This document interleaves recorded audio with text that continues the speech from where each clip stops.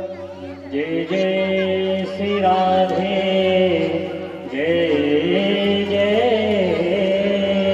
श्री राधे।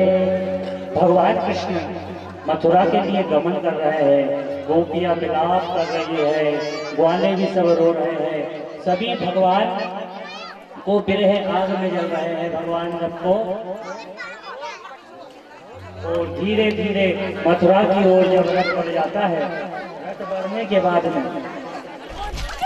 जैसे ही यमुना जी का तट आता है, अक्रूर जी वहां पर स्नान करने के लिए रुक जाते हैं और विचार करते हैं इन गोपियों के पास से कृष्ण को छुड़ा कर ले आया, क्या पता ये मुझे कितना श्राप दे रही होगी, कितनी बातें कर रही होगी।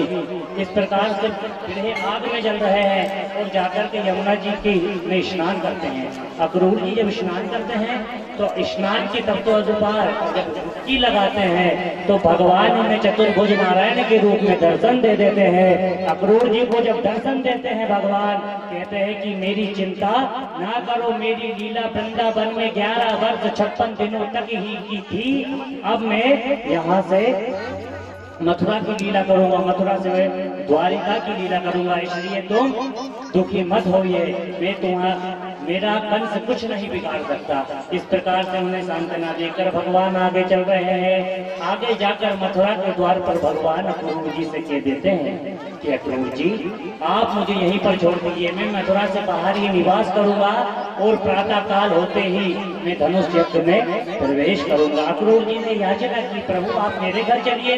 भगवान ने कहा कि जो मेरा कार्य इस मथुरा में रहा है, कार्य पूर्ति के बिना मैं यहाँ से नहीं जाऊंगा। इस प्रकार से भगवान याचना कर रहे हैं और अक्रूर जी चले जाते हैं, कंस को कह देते हैं कि कंस मैंने कृष्ण को ले आया हूँ और कृष्ण को ला करके मैंने मथुरा के समीप छोड़ दिए हैं। तब कंस ने अपने सैनिकों को बुलाया है, सैनिकों को बुलाने के बाद में कहा है कि चलो कृष्ण तुम मथुरा में प्रवेश करो, तुम्हारा स्वागत कर रहे हैं कंस महाराज ने स्वागत संदेश जब भेज दिया है, संदेश भेजने के तदनुसार भगवान जा रहे हैं मथुरा में। जब भगवान जा रहे हैं तो कंस ने मना कर दिया था, वो छलिया वो कृष्ण वो जब अगर मथुरा में प्रवेश करे तो कोई भी रास्ते में आकर उसका स्वागत नहीं करेगा, कोई उसकी आरती नहीं करेगा, कोई उसके ऊपर पुष्प नहीं बरसाएगा, कोई उसकी सेवा नहीं करेगा। तो गोपियों ने कहा कि तू हमें रास्ते में अगर उसका स्वागत नहीं करने देगा तो हम अपनी छठ की अटारियों पे से पुष्प बरसा देंगे, लेकिन हम कृष्ण का स्वागत करेंगे। कृष्ण का स्वागत गोपियां सब कर रही हैं। भगवान आगे जाते हैं तो भगवान के सखा कहते हैं, श्री रामा मधुमंगल सब कहते हैं कि भगवान आप हमें अगर कह देते कि मथुरा में हमारा इतना फूल माला से इतना पुष्पों से अगर स्वागत होगा तो हम नई नई बगलबंदी नए नए वस्त्र पहन कर आते, तो तुमने हमको बताया नहीं। तब भगवान ने कहा कि चिंता मत करो, मैं तुम्हारे वस्त्र का करता हूँ व्यवस्था। तब भगवान वस्त्र की व्यवस्था में लग जाते हैं। वहां पर एक धोबी कपड़े धो रहा था, वो महाराज कंस का धोबी था। भगवान महाराज कंस के कपड़े धोया करता था। भगवान ने कहा सभी ग्वाल वालों से कि जाओ जो ये घाट पे जो भी जितने भी वस्त्र दिखाई दे रहे सुंदर सुंदर सब पहन लो अपने शरीर में, जिसको जो अच्छा लगे। अब वो महाराज कंस के बड़े लंबे चौड़े शरीर के वस्त्र थे, तो जैसे ही सखाओं ने वस्त्र को पहना है तो जैसे ही वस्त्र पहने हैं उन्हें तो आगे आगे सका चल रही और पीछे से रोड साफ होती जा रही, इतने लंबे वस्त्र रोड सफाई होती जा रही है। सब कहते हैं कि भगवान तुमने ऐसे वस्त्र हमको पहना दिए जिससे रोड साफ हो रही है।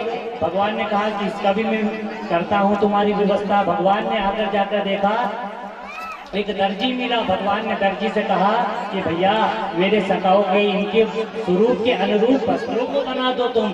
तब दर्जी ने उनके वस्त्रों को काटकर जैसा जैसा जिसका स्वरूप था वैसे वैसे उनके स्वरूप के अनुरूप वस्त्रों को बना दिया। अब वस्त्र पहनकर भगवान के साथ में सखा जा रहे हैं।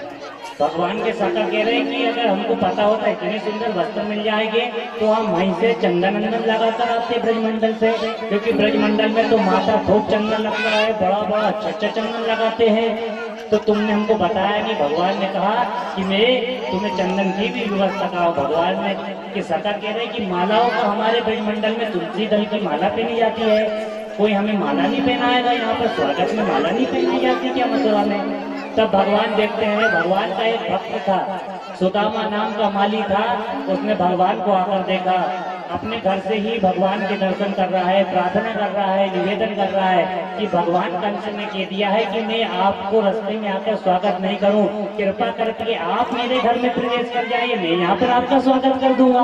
भगवान सुदामा नाम के माली के घर में जाते हैं, भगवान के सताओ और भगवान को सुदामा माली माला पहना देता है, भगवान का स्वागत कर देता है, भगवान का स्वागत होता है। अब कहते हैं कि लाला सब कुछ हो गया, वस्त्र सुंदर हो गए, माला पहन ली, अब हमें चंदन और लगवा दे।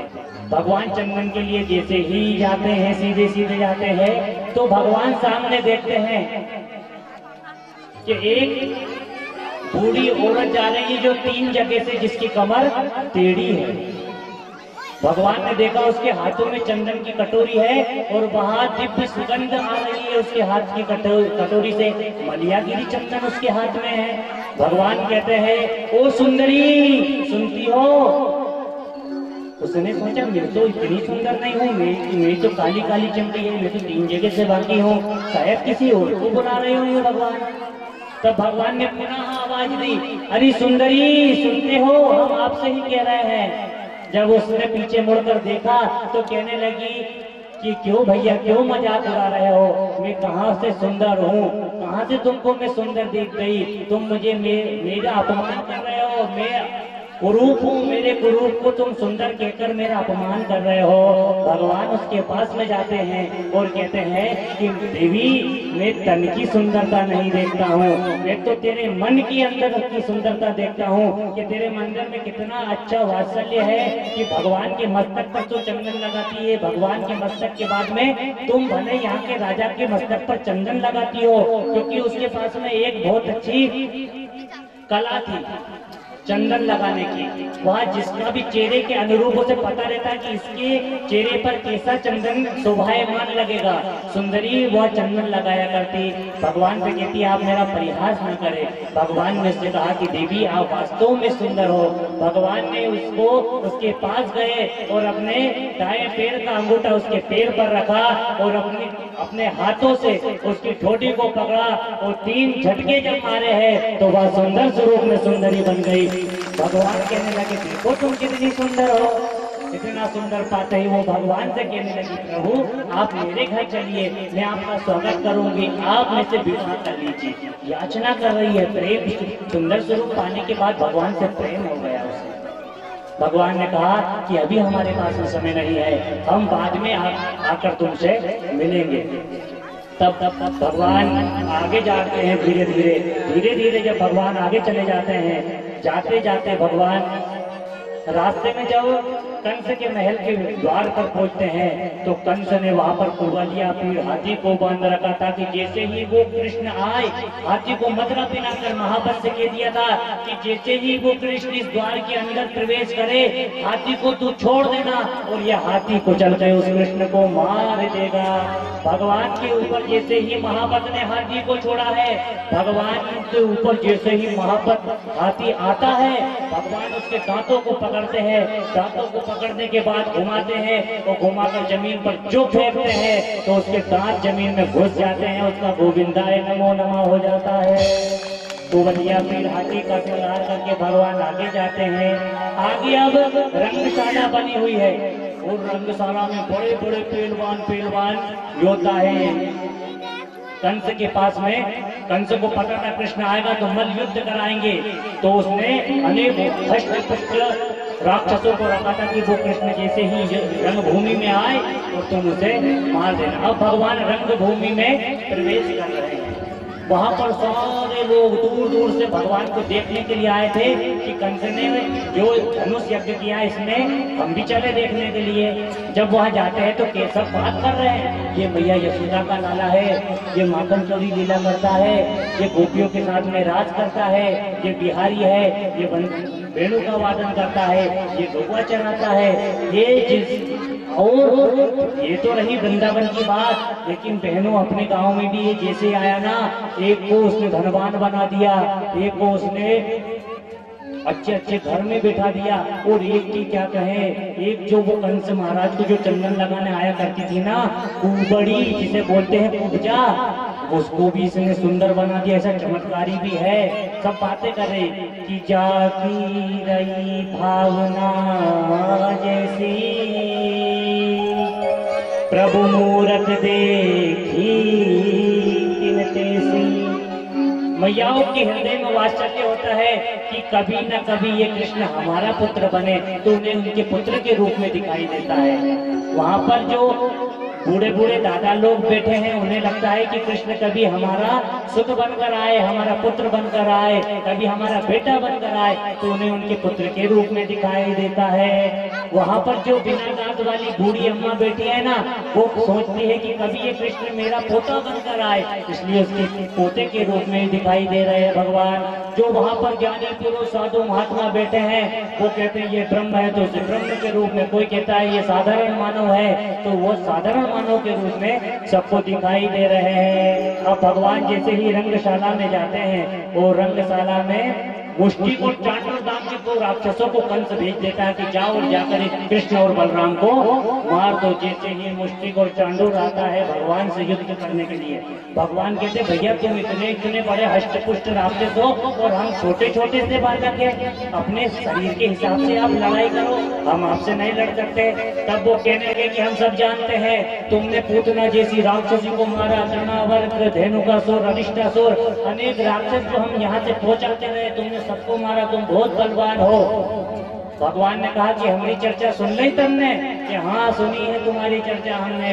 तब कहा कि ठीक है। और भगवान युद्ध कर रहे, इतने बड़े बड़े राक्षस होते, इतने छोटे भगवान युद्ध कर रहे हैं। जैसे जैसे युद्ध कर रहे, वो हाथ लगाते, भगवान के हाथ लगाते, सिर से सिर भड़काते, सीने से सीना लगाते हैं। खूब भगवान और बलराम जी युद्ध कर रहे हैं। युद्ध करते करते भगवान ने चांडूर को उठाया है, और उठा करके जो जमीन पर पटता है, जमीन पे पटक के उसका गोविंदाय नमो नमः हो गया।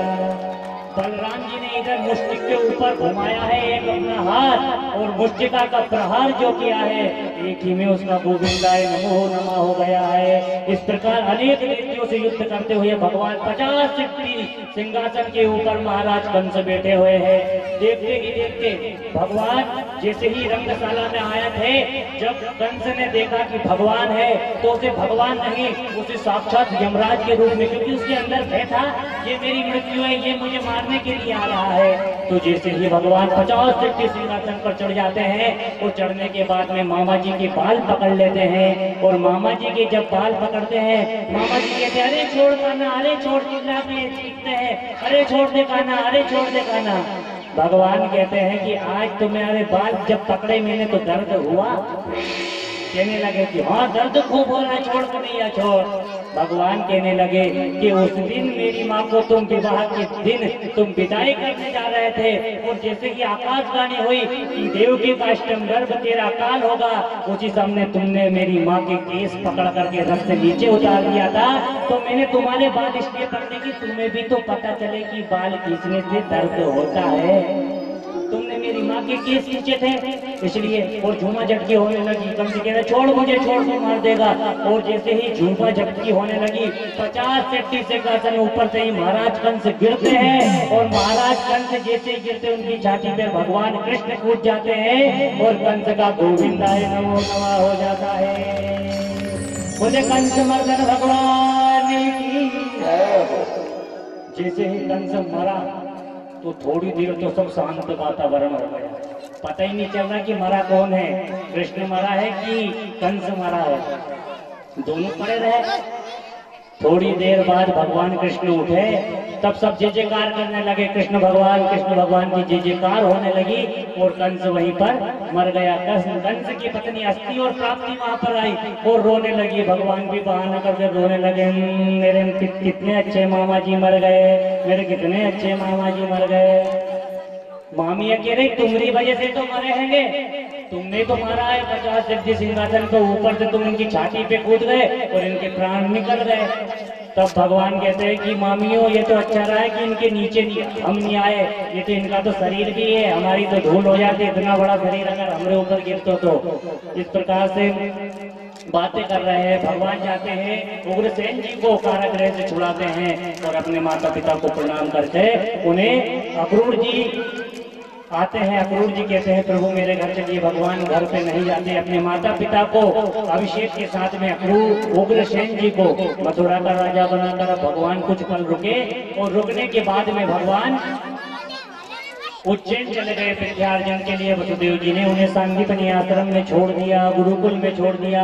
गुरुकुल में जब भगवान गए हैं और गुरुकुल में जाने के बाद भगवान ने 64 दिन में 64 कलाओं की विद्या प्राप्त की। 64 कलाओं की विद्या जब सांदीपनि आश्रम में उज्जैन में जब प्राप्त की भगवान ने, तो विद्या प्राप्ति के उपरांत भगवान आ रहे थे तो गुरुदेव से कहा कि गुरुजी आपकी गुरु दक्षिणा कुछ। भगवान ने कहा कि गुरुजी आपकी गुरु दक्षिणा ले लीजिए। तब गुरुदेव ने कहा कि मुझे आप जैसा शिष्य प्राप्त हुआ है, मेरा हृदय वैसे ही गदगद हो गया, मुझे गुरु दक्षिणा नहीं चाहिए। जाओ अपनी गुरु माता से पूछ लो, उन्हें कुछ चाहिए तो गुरु माता के पास में जाते प्रणाम करते, मैया आपको कुछ गुरु दक्षिणा में दें। तब मैया कहती है कि आप जैसे शिष्य को पाकर आप मेरे पुत्र के ही समान है, आप मेरे पुत्र की तरह मैंने आपको वात्सल्य दिया। लेकिन कृष्ण में क्या कहूँ, एक बार मेरा पुत्र समुद्र में स्नान करने के लिए गया, लेकिन आज तक वो लौट कर नहीं आया। क्या तुम मेरे पुत्र से मुझे मिला सकते हो? भगवान ने कहा कि हाँ गुरु माता। भगवान समुद्र के तट पर आते हैं। समुद्र के तट पर आने के बाद में भगवान समुद्र देव से कहते हैं कि हमारे गुरु पुत्र को वापस कीजिए आप। तब समुद्र देव कहते हैं कि मेरे पास में आपका गुरु पुत्र नहीं है, मेरे अंदर एक शंखचूर्ण नाम का राक्षस रहता है, वो उसने आपके गुरु पुत्र को रख के रखा है। और जैसे ही भगवान समुद्र में जाते शंखचूर्ण राक्षस से युद्ध करते हैं और वहां पर जाकर भगवान पंचजन्य शंख का वादन करते हैं। भगवान शंख बजा करके गुरु पुत्र को लेकर गुरु माँ के चरणों में छोड़ देते हैं। गुरु चरणों में छोड़ भगवान अब आए हैं पुनः वृंदावन, मथुरा आए हैं भगवान। मथुरा आने के बाद में भगवान अब उदास से रह रहे हैं। भगवान जब उदास रह रहे हैं तो सब लोग, मैया कहती है, देव की कहती है कि कृष्ण उदास तक क्यों रहता है ये? अब पहले तो अच्छा प्रसन्नता से रहता था, मैं कुछ बनाती हूँ तो खाता भी नहीं है, क्या पता क्या हो गया है इस कृष्ण को। तो भगवान कृष्ण कहते हैं, भगवान तो वसुदेव जी कहते हैं कि हम नहीं जानते उस कृष्ण को क्या प्रिय, क्योंकि पैदा होते ही वो वृंदावन चला गया। वो वृंदावन जब वो चला गया तो हम उसके बारे में नहीं जानते, उसे क्या चीज प्रिय है, क्या पता कैसा भोजन वो करता होगा, हम उसके माता पिता यशोदा उसे कैसे खिलाती होगी, क्या पता। भगवान कृष्ण उसी समय उनका एक मित्र आता है जिसका नाम है उद्धव।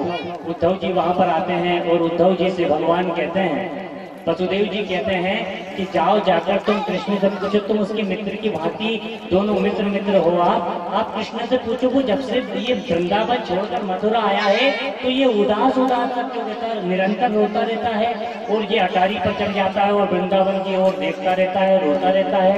क्या कारण है? क्या इसे यहाँ अच्छा नहीं लगता? क्या हम इसे प्रेम नहीं देते, या यहाँ पर के लोग इससे प्रेम नहीं करते? तुम इससे पूछो कृष्ण से क्या बात है। तब अक्रूर जी उद्धव जी जाते हैं। उद्धव जी जब चले जाते हैं भगवान के पास में और देखते हैं तो भगवान जो रो रहे हैं मथुरा की ओर, वृंदावन की ओर देखकर मथुरा के अटारी पर खड़े होकर रो रहे हैं। रोते रोते अक्रूर जाते हैं उद्धव जी तो भगवान से कहते हैं, प्रभु आप रो क्यों रहे हैं? मैया आपके लिए भोजन लेकर आती है, आप भोजन भी नहीं करते, क्या बात है? तब भगवान कहते हैं कि उद्धव मोहे ब्रज बिसरत नाही, उद्धव मोहे ब्रज बिसरत नाही, हंस सुता को सुंदर कलर और तरुवन की छाँव, उद्धव मोहे ब्रज बिसरत नाही। उद्धव में इतना भुलाना चाहता हूँ ब्रज की गोपियों को, ग्वालों को, मैया यशोदा को, नंद बाबा को, लेकिन भूल नहीं पाता हूँ। पर एक बात है, वो भी तो मुझे याद करते होंगे, इसलिए मुझे उनकी याद आती होगी। अगर तुम जाओ उद्धव और उन ग्वाल वालों को समझाओ कि तुम कृष्ण को याद मत करो, वो कृष्ण तुम्हारे प्रेम में नहीं है। अब तुम जाओ और जाकर उन ब्रज की बालाओं को समझाओ वो मेरे प्रेम में नहीं रो। अगर वो मुझे याद करना छोड़ देगी तो मैं नहीं रोऊंगा, मुझे उनकी याद नहीं आएगी। उद्धव जी कहते मैं जाऊंगा, मैं ज्ञानी हूँ, मैं कहूंगा वो ब्रह्म है, वो कृष्ण नहीं है, वो साधारण मानव नहीं है, वो तुमसे प्रेम नहीं करता, मैं समझाऊंगा। तब भगवान जाते हैं उद्धव को समझाकर। भगवान कहते हैं कि उद्धव अगर वृंदावन जाओ ना तो मेरी काली कमरिया लेकर जाना, मेरा पीतांबर पहन के जाना, और मैं जिस रथ में आया था उस रथ को लेकर तुम जाना, नहीं तो ब्रज के वासी तुम्हें घुसने ही नहीं देंगे। उद्धव जब ब्रजमंडल की ओर चल देते हैं और ब्रजमंडल की ओर जैसे ही जाते हैं तो ब्रजमंडल जब पहुंचते हैं तो जैसे ही बाहर ब्रजमंडल के दूर रहते हैं तो कुछ ग्वाल बाल देखते हैं भगवान को, क्योंकि मैया यशोदा रोज कहती थी जाओ रे ग्वाल बाल, देखो मथुरा की राह में जाकर देखो क्या मेरा कृष्ण आ रहा होगा, जाओ देखो। तो रोज सुबह से शाम हो जाती, सकाल आते हैं पर शाम को जाकर कह देते मैया आज भी तेरो लाला ना आयो, परसों की के कर गयो लेकिन वर्ष बीत गए, आज तक तेरा कृष्ण नहीं आया है। आज देखा एक रथ आ रहा है, वो रथ भी वही आ रहा है जिस रथ में श्री कृष्ण गए थे। सारे सखा प्रसन्न हो गए, हमारा कृष्ण आ गया, हमारा कृष्ण आ गया। एक सखा जो भगवान का सबसे छोटा था श्रीधामा, वो झाड़ियों में रुक गया, कहने लगा मैं उस कृष्ण से बात तक नहीं करूंगा। कि क्यों नहीं करेगा भैया बात? कि बात इसलिए नहीं करूंगा कि वो परसों के गया और बरसों बीत गए, आज आया है, क्या हमारी याद नहीं आती उसे? और जब सब सका कहा कि तू लुकड़ जा, हम तो कृष्ण से मिलने के लिए जा रहे, इतने दिन के बाद हमारा मित्र आया है। और जैसे ही सब भागने लगते हैं वो सोचता है कि रूट तो बाद में लूंगा, एक बार कृष्ण के दर्शन कर लो। और दर्शन करने के लिए जो भागते हुए जा रहे हैं, और जब जा रहे हैं और पर्दा खोल कर देखते हैं तो रथ में तो कोई और ही है। सका बोले भी नहीं, कुछ पूछा भी नहीं, नीचे गर्दन कर खड़े रहते हैं। उद्धव जी कहते हैं क्या भैया यही वृंदावन है, यही वो कृष्ण की नगरी है, क्या गोपियों का संगम यहीं पर भगवान ने राज किया, क्या मैया यशोदा का नंद बाबा का महल यही है? तब उन्होंने कहा कि आपको, तब कहा कि मैं कृष्ण का महामंत्री उद्धव हूँ, भगवान ने मुझे आप लोगों को समझाने के लिए भेजा है। सका कहने लगे वारे छलिया, ऐसा हमने क्या कर दिया कि परसों की केक गया, बरसों में अगर भेजा तो संदेश भेजा, और इसलिए कि हम तुझे याद ना करें, ऐसा संदेश भेजा है तूने वहां से कृष्ण, क्या तुझे याद नहीं आती? उद्धव जी उतरते हैं और जैसे ही ब्रजमंडल पे जब उद्धव जी उतरते हैं तो उनका ज्ञान जो उनके अंदर था, जैसे ही ब्रज भूमि पे कदम पड़ते हैं उनका रूप प्रेम की तरह वात्सल्य होने लगता है, उनका पीतांबर कांटों में उलझ जाता है। उलझ कर वस्त्र कांटों में उद्धव को लगे समझाने,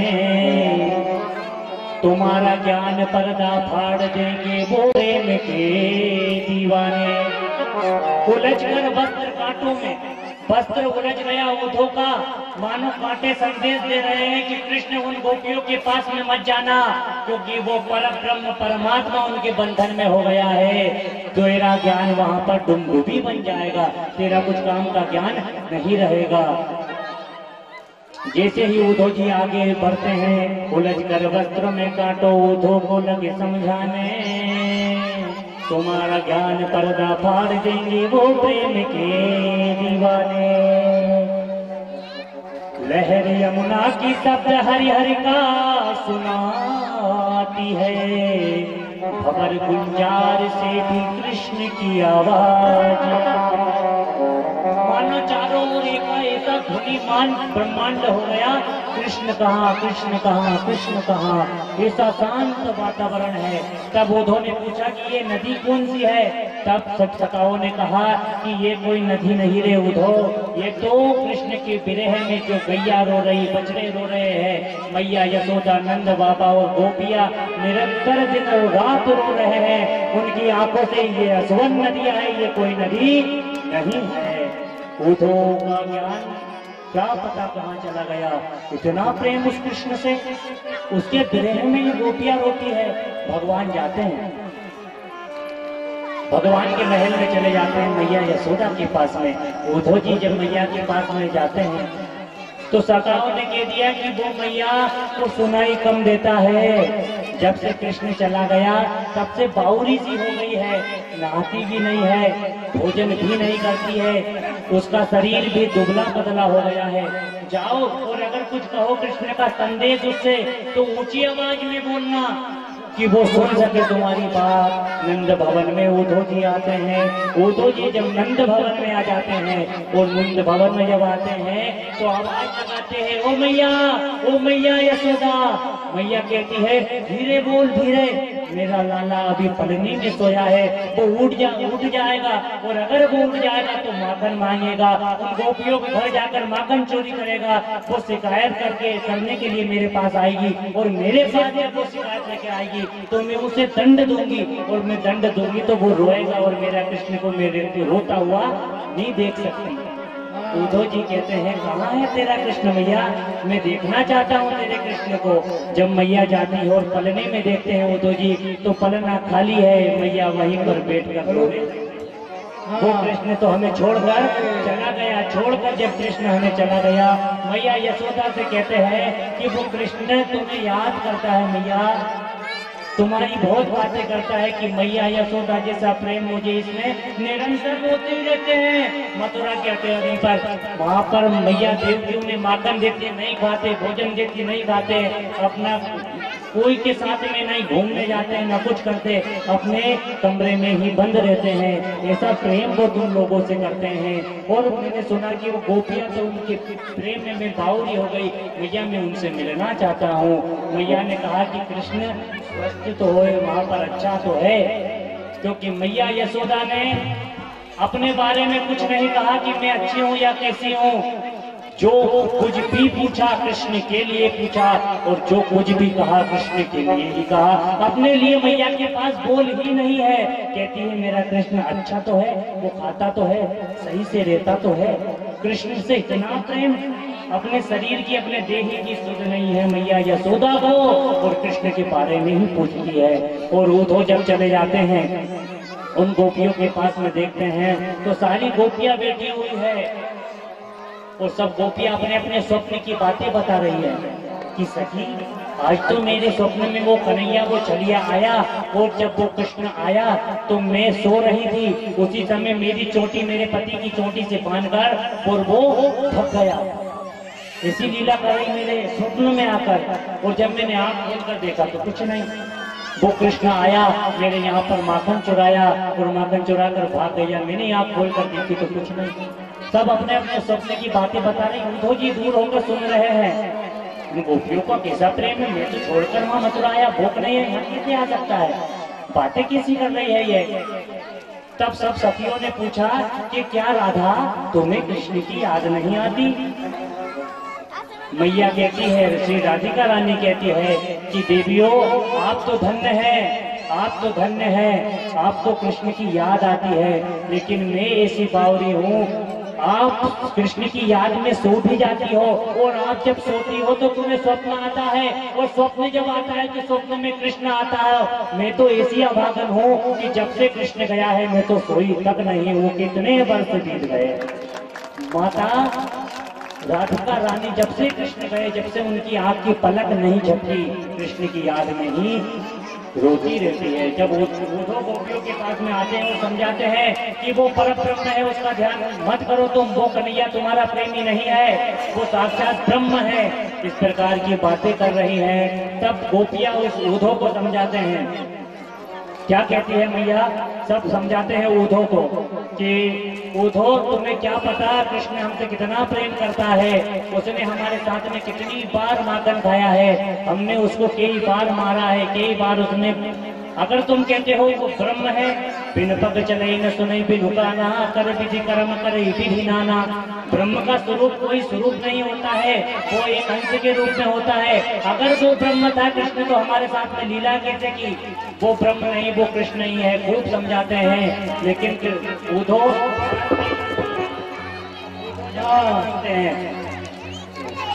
उद्धव जब नहीं मानते हैं तो गोपियां उन्हें संदेश दे देती है। संदेश जब गोपियां दे देती है तो कहती है, ऊधो को समझा देती है कि हम उस कृष्ण से ही प्रेम करती है कि ऊधो सूधो है चलो सुन गोपिन के बोल, जान बजाई डुबडुबी प्रेम बजायो ढोल। भगवान कृष्ण ऊधो के पास में रो रहे हैं और वो कह रहे हैं कि हमको उस कृष्ण से प्रेम है। इस प्रकार से विलाप कर रही है। विलाप करते करते कह रही है कि ऊधो तुम प्रेम की भाषा क्या जानो, तुम तो ज्ञानी बन रहे हो, तुम हमें उस कृष्ण के बारे में क्या समझाओगा। तब कहा कि तुम उसके बारे में नहीं जान सकते। इस प्रकार से ऊधो को अनेक बोल बोल करके गोपियों ने समझा दिया कि वो कृष्ण हमें छोड़कर कहीं नहीं गया है। इस प्रकार से ऊधो समझ गए कि यहाँ तो प्रेम का सागर बह रहा है और प्रेम के सागर में मुझे भी डुबकी लगानी चाहिए। ऊधो 6 महीना तक वृंदावन में रहे। 6 महीना के बाद में जब वो वहां से चले जाते हैं और भगवान से कहते हैं कि कन्हैया तुम कितने निष्ठुर हो, कितने निर्दयी हो, वो गोपियां तुमसे कितना प्रेम करती दिनों रात, लेकिन तुम उन्हें छोड़कर आ गए हो। तब भगवान कहते हैं कि वो तो क्या डांट मेरी ही जीवन में लिखी है। यहाँ से गए थे तो तुम कहते थे कि कृष्ण तुम उनकी याद में रो रहे हो, और वहां से आ रहे हो तो जब भी मुझसे कह रहे कि हमारे विरह में वो रो रही है। इस प्रकार से भगवान समझाते हैं। आगे चलकर अस्थि और प्राप्ति अपने भाई के पास में जाती, जरासंध के पास में जाती है, और जरासंध के पास में जाती है। जरासंध से कहती है कि उस कन्हैया ने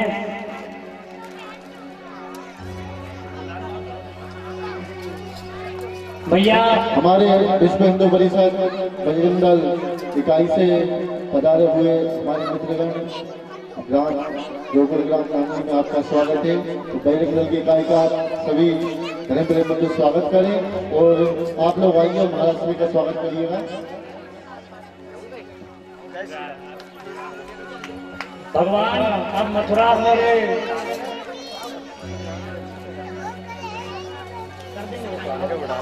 कथा के मध्य में ही स्वागत हो जाएगा। कथा भी श्रवण करे सब भक्तजन, बोले राधे राधे सरकार की। भगवान मथुरा में है, वहां पर उनकी मामियों ने उनके भाई से कह दिया जरासंध से कि उस कृष्ण ने हमारे पति कंस को मार दिया है। तब जरासंध ने 17 बार मथुरा पर आक्रमण किया। 17 बार मथुरा पे जब आक्रमण किया तो भगवान ने उसे परास्त कर दिया। वो परास्त करने के तुरंत 18वीं बार जब जरासंध युद्ध करने के लिए आया तो उसने अनेक अनेक ब्राह्मणों को पाट पर बैठा दिया, और पाट पे जब बैठाया है तो कह दिया कि अगर इस बार में युद्ध नहीं जीता तो मैं सब ब्राह्मणों को मारूंगा, प्रताड़ित करूंगा। तो भगवान उन ब्राह्मणों की जीत के लिए 18वीं बार रणछोड़ बन जाते हैं, और जैसे ही रणछोड़ भगवान बनते हैं और पर्वत पर चले जाते हैं, योग माया से विश्व कहते हैं, विश्वकर्मा जी से कहते हैं, विश्वकर्मा जी से कहते हैं कि 18वीं बार जब जरासंध यहाँ पर युद्ध करने के लिए आएगा, आप युद्ध से पूर्व जाकर के द्वारिका में एक दिव्य नगरी का निर्माण करो। मैं वहां पर चला जाऊंगा, और जाने के बाद में तुम वहां पर नगरी बता दो, और सारे ब्रज के जो भी है लोग हैं उन्हें सबको आप वहां पर ले जाओ। मथुरा के वासियों को 18वीं बार युद्ध के लिए आए, भगवान रणछोड़ बन गए और सब छोड़ करके वहां पर चले गए। छोड़ करके जाने के तदुपरांत भगवान रणछोड़ बन जाते हैं। जाकर के वो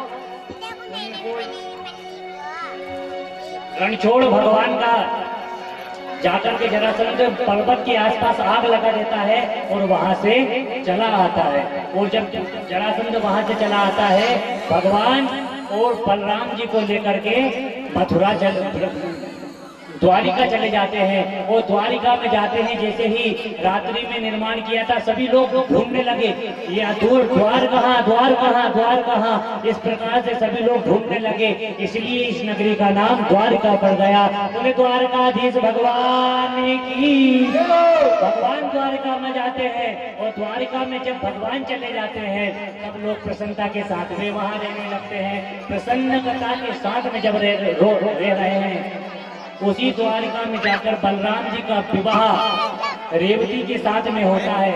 और रेवती के साथ में जब हो जाता है विवाह भगवान का, आगे चलकर रेवती जी सतयुग की है और ये द्वापर का है, तो ये 7 फीट के हैं और रेवती मैया है जो 21 फीट के हैं। तो सब बाल बाल उनको सताते हैं कि बलराम देख तेरी पत्नी तो कितनी बड़ी है। तब उनके पास में जो हल था उस हल से 2 बार प्रहार किया तो अपने बराबर में उनने रोहन कर लिया रेवती जी को। इस प्रकार से बलराम जी का विवाह संपन्न हुआ।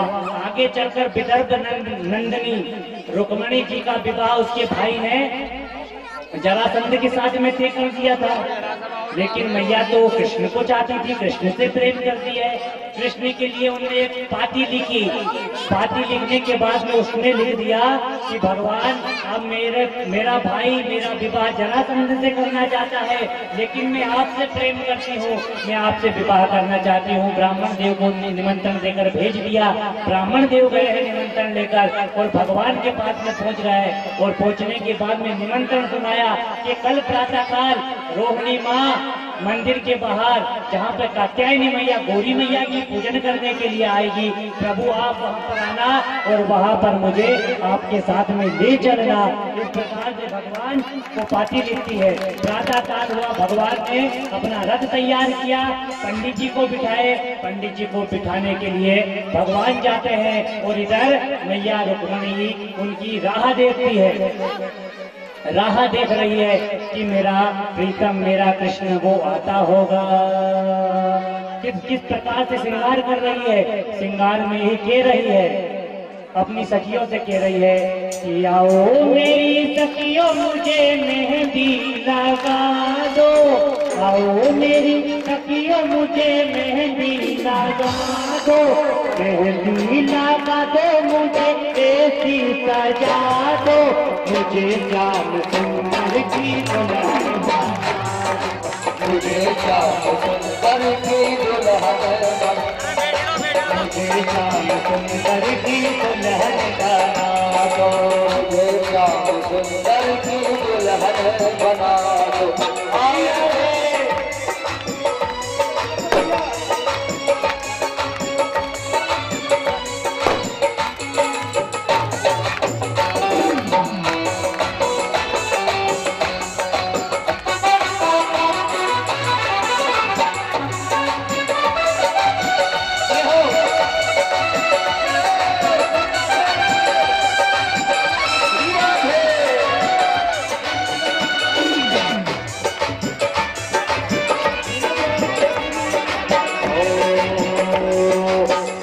संगे मेरी बातें चलाओ, मेरी बातें चलाओ, सत्संग में मेरी बातें चलाई, मेरी बातें चलाई, सतगुरु ने मेरी फिक्र जगाई, सतगुरु ने मेरी कदर जगाई, सतगुरु ने मेरी फिक्र जगाई,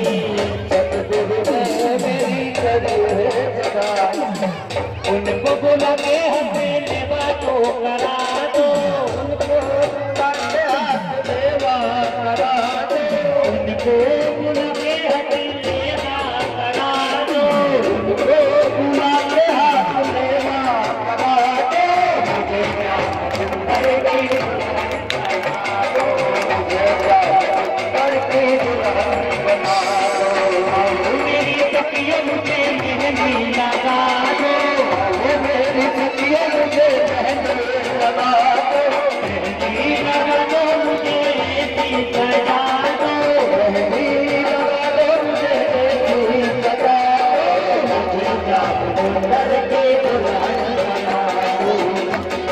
श्री राधे।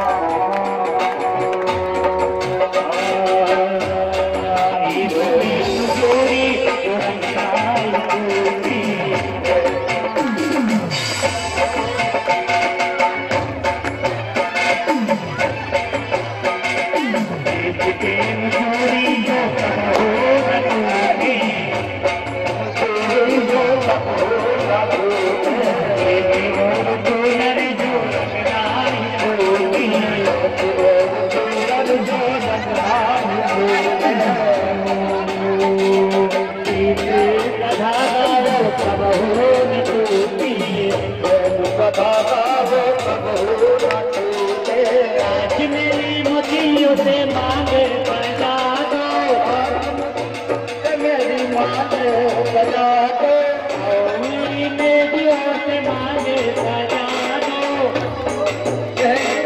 मांगे बजा दो, मुझे याद सुंदर की दुल्हन बना दो, मुझे याद सुंदर की दुल्हन बना दो।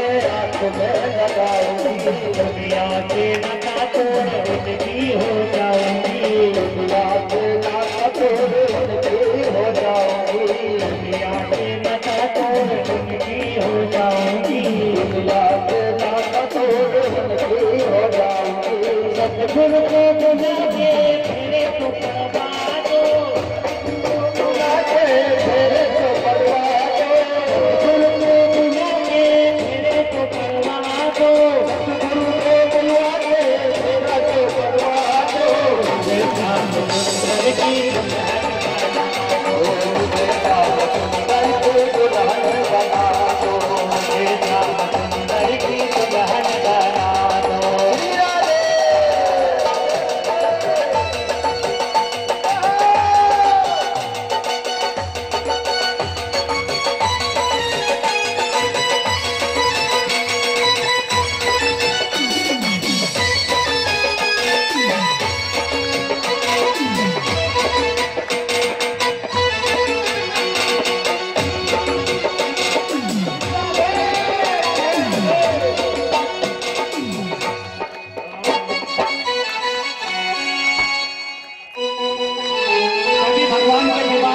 तालियों की सेवा करते हुए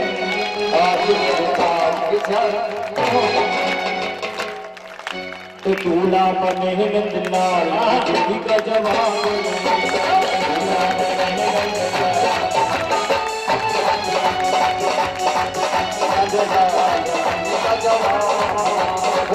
का जवाब नहीं, जोड़ी का जवाब नहीं, जोड़ी का जवाब नहीं, जोड़ी का जवाब नहीं।